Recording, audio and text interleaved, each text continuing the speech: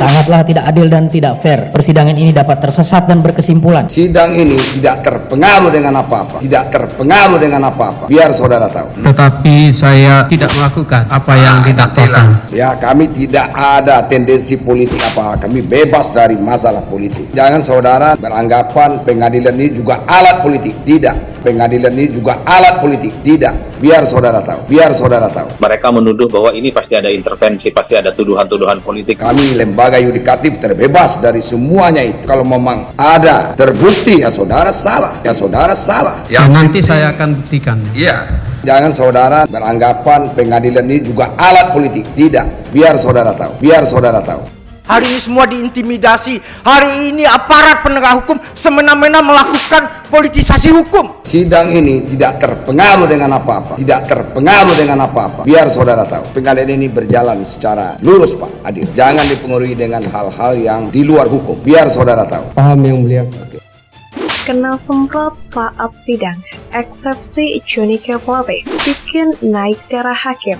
Perlu saya sampaikan kepada saudara, di awal uraian keberatan ini ada disinggung, seolah-olah saudara itu dicari-cari kesalahannya. Bahwa hampir seluruh uraian kesalahan terdakwa yang didakwakan oleh penuntut umum terhadap terdakwa dalam surat dakwaannya tidak didasarkan pada fakta. Persidangan ini dapat tersesat dan berkesimpulan. Di sini untuk saudara tahu saja, sidang ini tidak terpengaruh dengan apa-apa. Tidak terpengaruh dengan apa-apa. Biar saudara tahu, kami tidak ada tendensi politik apa. Kami bebas dari masalah politik. Jangan-jangan dalam kasus ini ya, dalam tanda kutip ada intervensi, dorongan dan lain-lain. Nanti kan semua akan terbuka di persidangan. Apakah benar ini kasus yang direkayasa atau diintervensi atau apa? Jangan beranggapan pengadilan ini juga alat politik. Tidak. Jangan beranggapan pengadilan ini juga alat politik. Tidak. Kami lembaga yudikatif terbebas dari semuanya itu. Kalau memang terbukti, ya saudara salah. Tetapi saya tidak melakukan apa yang didakwakan. Soal melakukan, tidak melakukan nantilah. Ya, nanti saya akan buktikan. Iya. Jangan saudara beranggapan pengadilan ini juga alat politik. Tidak. Biar saudara tahu. Ya. Jadi penuntut umum itu mendakwa saudara tentu cukup bukti atau bagaimana pembuktiannya nanti. Ini eksepsi atau keberatan ini setelah dibaca banyak termasuk mengupas tentang materi pokok perkara. Itu nanti akan kami pertimbangkan. Ya, apakah ini sudah mencakup atau memenuhi unsur pasal 143 ayat 2 huruf A, B dan KUHP ada pelanggaran itu atau tidak. Nanti akan kami pertimbangkan. Begitu ya Pak, biar Bapak John Gerald Plate, ya saudara jangan terpengaruh dengan apa berita-berita itu. Ya, itu banyak sekali berita-berita, apalagi ini yang dihadapkan ke sidang ini Menko Info, ya, bagian pemberitaan. Ya, kami tidak ada tendensi politik apa, kami bebas dari masalah politik. Ya.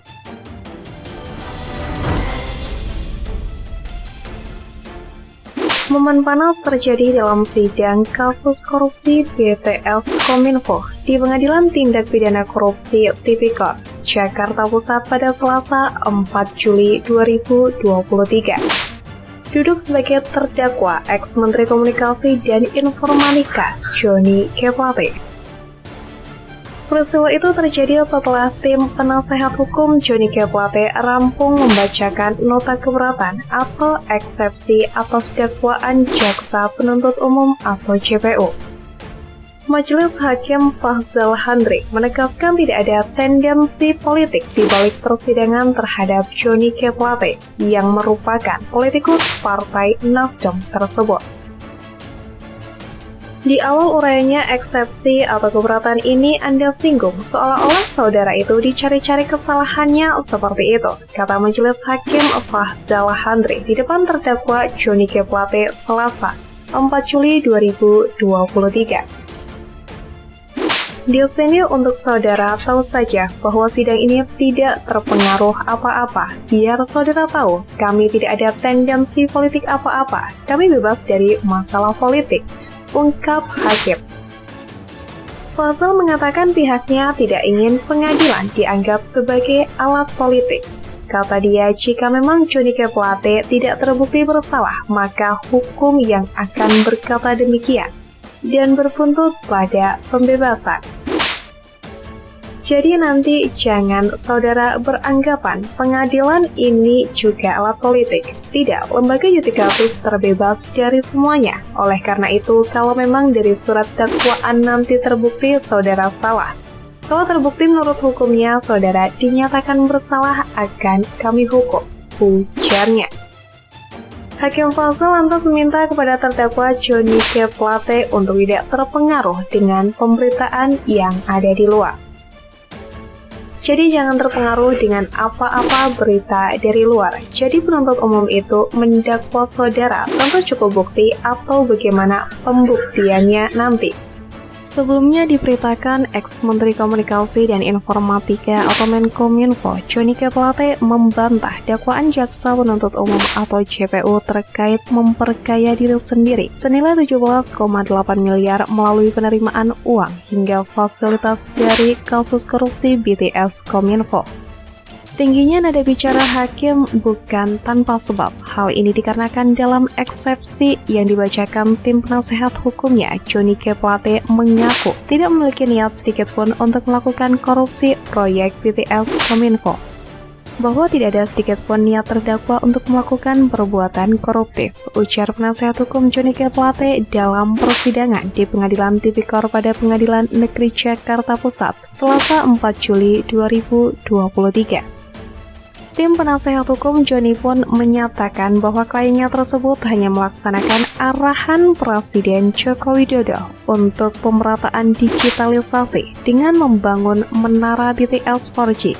Sayangnya, dalam perjalanan proyek, Johnny mengungkapkan adanya sekelompok orang yang memanfaatkan untuk mengambil keuntungan.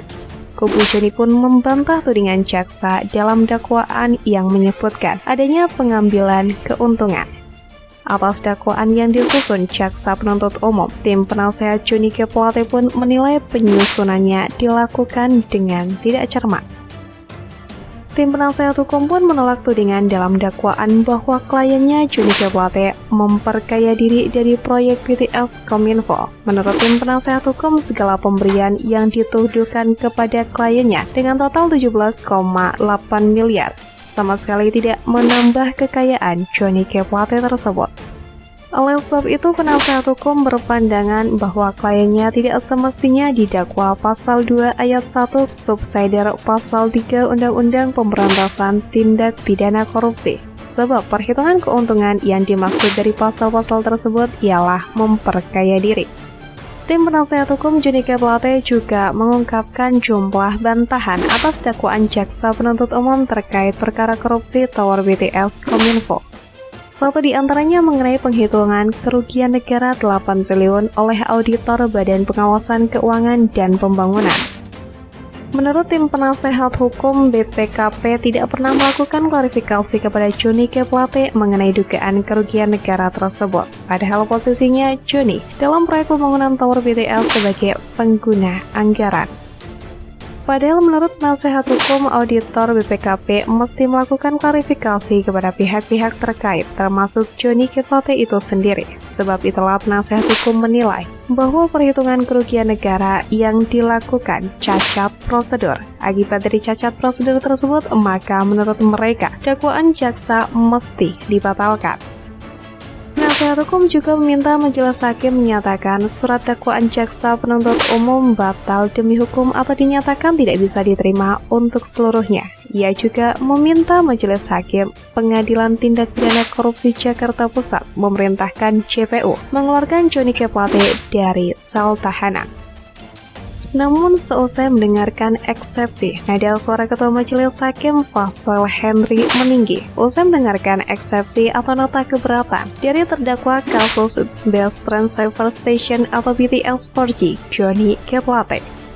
Sebab Fazal menyebut dalam uraian ekspresi terdakwa Johnny G. Plate menyinggung soal dugaan mencari-cari kesalahan yang berkaitan dengan politik.